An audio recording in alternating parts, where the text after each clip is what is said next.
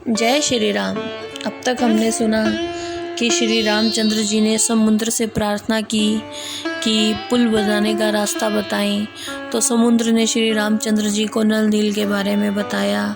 दोनों ने मिलकर पुल बनाया और फिर श्री रामचंद्र जी ने वहाँ पर रामेश्वरम की स्थापना की, जिस पर महादेव जी पार्वती माता से कहते हैं कि श्री रामचंद्र जी की ये रीति है कि वो शरणागत पर हमेशा प्रेम करते हैं।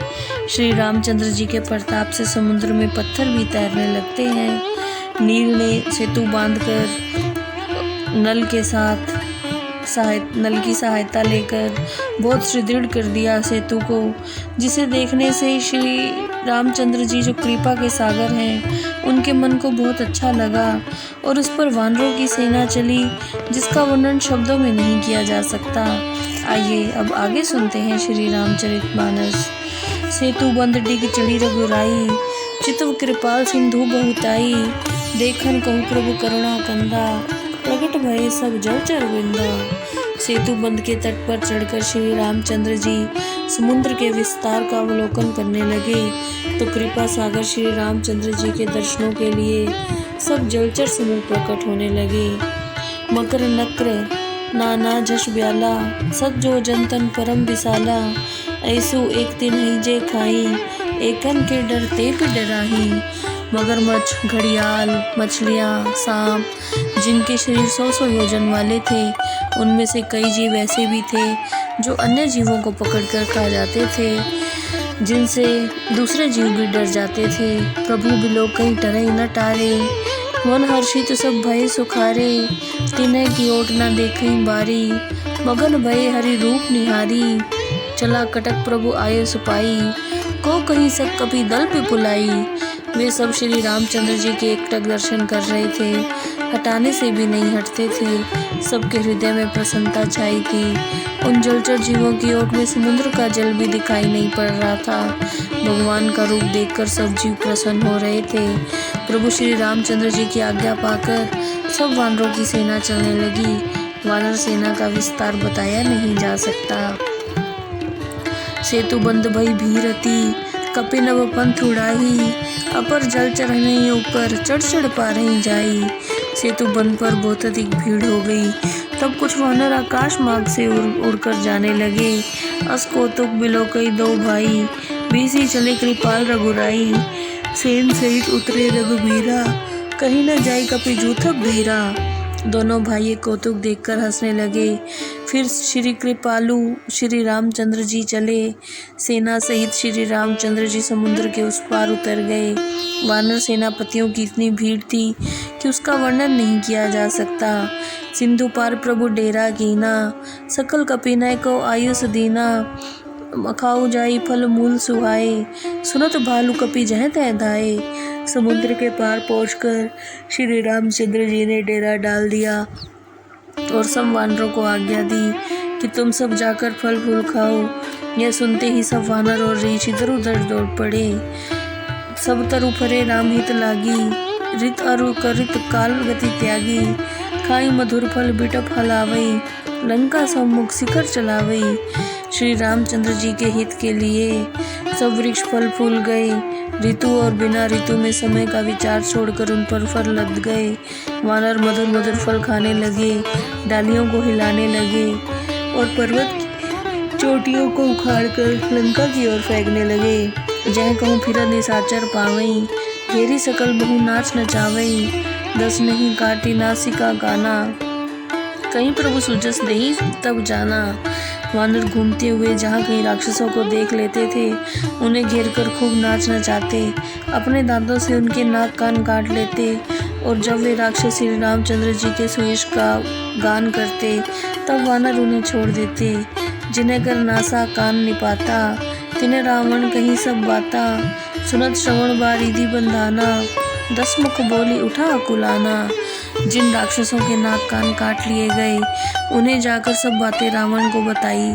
समुद्र पर सेतु बन जाने का समाचार कानों से सुनकर रावण व्याकुल हो उठा और 10 मुख से एक साथ बोल उठा, बांध्यो बनिधि निर्निधि, जल्दी सिंधु बारिश।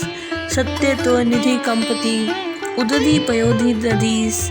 क्या वास्तव में ही वन निधि, नीर निधि, सिंधु, वारिश, तो निधि, पंख निधि, उदधि, पयोधि, नदीश को बांध दिया है? ये सब समुद्र के नाम हैं। निज विकलता बिचारी बहोरी, भीसी गयों ग्रह करीब है बोरी। मंदोदरी सुनियो प्रभु आयो, को तो कहीं पाथोदी बंधायो। फिर अपनी व्याकुलता को समझकर भय को भुलाकर हंसता हुआ रावण अपने महल में चला गया। मंदोदरी ने सुना कि भगवान श्री रामचंद्र जी खेल ही खेल में समुद्र पर सेतु बांधकर लंका में पहुंच गए हैं। कर गहीं पतई भवन निज आनी, बोली परम मनोहर बानी। चरण नाई सिरु अंचल रोपा, सुनो बचन प्रिय परिहरि कोपा। इस पर रावण का हाथ पकड़कर अपने भवन में ले गई। फिर उसके चरणों में सिर झुकाकर अपने आंचल को फैलाकर मधुर स्वर में बोली, हे प्रीतम, क्रोध को छोड़कर मेरे वचनों पर ध्यान दीजिए। नाथ बेरु कीजे ताहि सो, बुद्धि बल साकें जिति जाहि सो।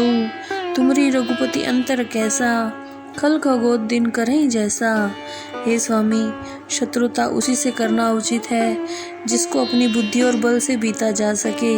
आप में और श्री रामचंद्र जी में इतना अंतर है जितना जुगनू और सूर्य में है। अति बल मधु कैटब जही मारे, महावीर दिति सूत संघारे।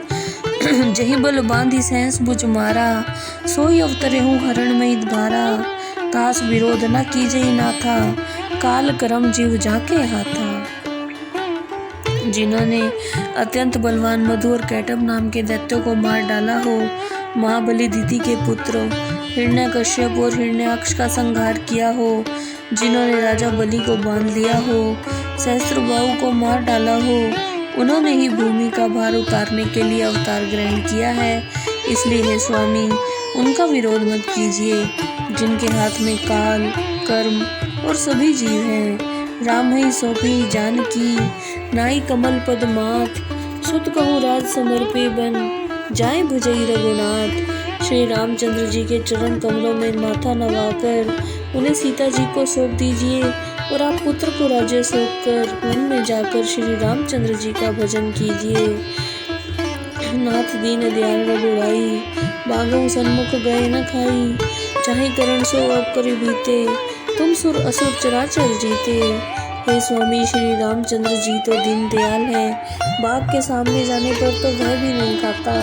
आपकी जो करने की इच्छा थी वह आप कर चुके हैं। आपने देवता, असुर, चर अचर जीत लिए हैं। संत कहीं असनिधि दसानन, चौथे पंजाही नृप कानन। तासु भजन की जही तय भक्ता, जो करता पालक संगरता। हे दशानन, संत पुरुषों का ऐसा कथन है, राजा को आयु के चौथे पल में वन में चले जाना चाहिए। हे स्वामी, आप उनका भजन करें जो सृष्टि के रचयिता और पालन करता है। सोई रघुबीर प्रणत अनुरागी, भजऊ नाथ ममता सब त्यागी। मुनिवर जतन करहीं जही लागी, भूप राज तज होई विरागी। शरणागत पर प्रेम करने वाले वही प्रभु श्री रघुनाथ जी हैं। इसलिए हे स्वामी, आप सारी ममता को त्याग कर उनका भजन कीजिए, जिनके लिए श्रेष्ठ मुनिजन अनेकों यत्न करते हैं। सोई कौशलाधीश रघुराया, आयो करण तो ही पर दाया। जो पिय मानो मोर सिखावन, सुजस होई तिहु पर अति पावन। वही कौशलपति श्री रामचंद्र जी आप पर कृपा करने आए हैं। हे स्वामी, यदि आप मेरी सीख मान लेते हैं तो तीनों लोकों में आपकी अत्यंत पवित्र कीर्ति फैल जाएगी। जय श्री राम।